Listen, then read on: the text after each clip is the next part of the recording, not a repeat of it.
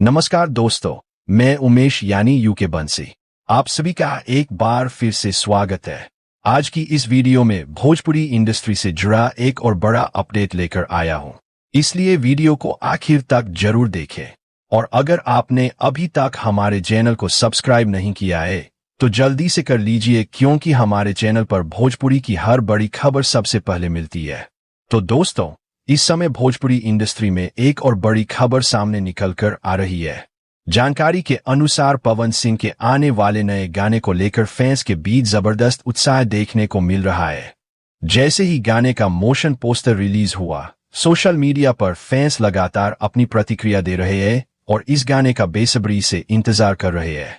बताया जा रहा है कि इस गाने में पवन सिंह एक अलग अंदाज में नजर आएंगे और इसका वीडियो भी काफी शानदार तरीके से फिल्माया गया है।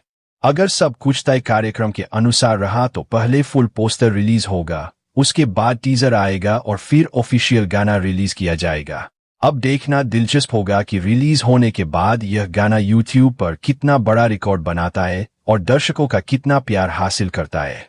फिलहाल फैंस की उम्मीदें इस गाने से काफी ज्यादा है। दोस्तों, इस खबर पर आपकी क्या राय है, हमें कमेंट करके जरूर बताइए। अगर वीडियो पसंद आया हो तो लाइक करें, अपने दोस्तों के साथ शेयर करें और चैनल को सब्सक्राइब करना बिल्कुल न भूलें।